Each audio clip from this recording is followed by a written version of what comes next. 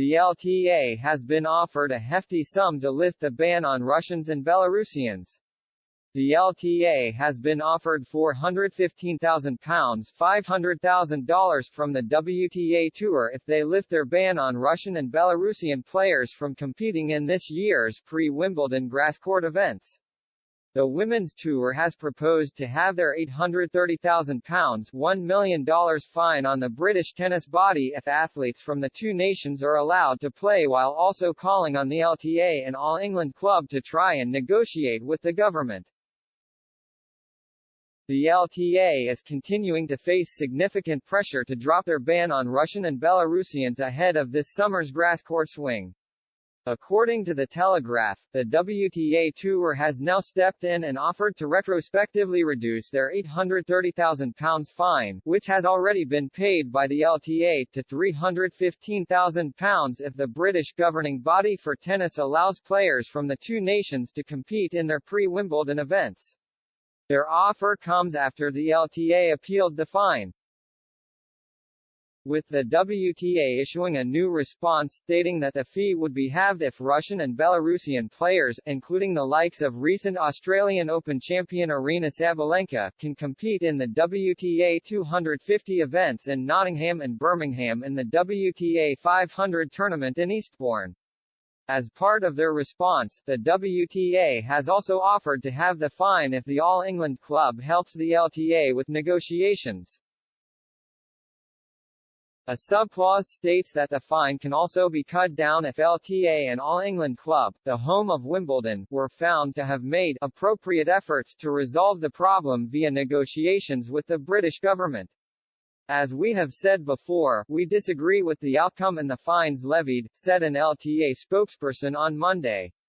Nevertheless, our current focus is on working with the WTA, ATP, IDF, AELTC and UK government in order to find a resolution for events in 2023.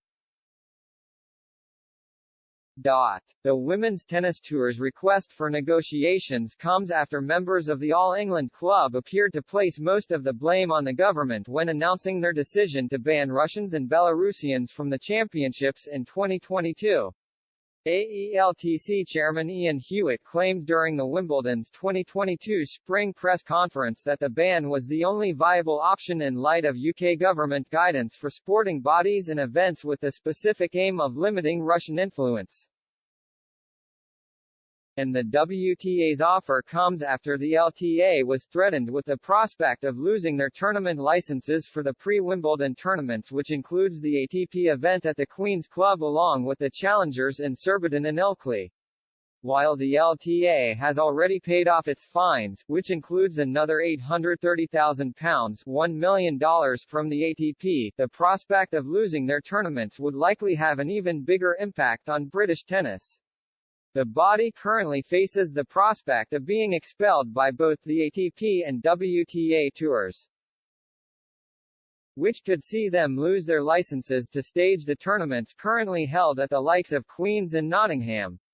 These licenses would then be put up for sale where other nations can scoop them up and stage tournaments overseas in the build-up to Wimbledon, costing the LTA their valuable grasscourt events that have often given more visibility to tennis in the UK, with tournaments like Queen's being covered on the BBC with wildcards awarded to local lower-ranked players.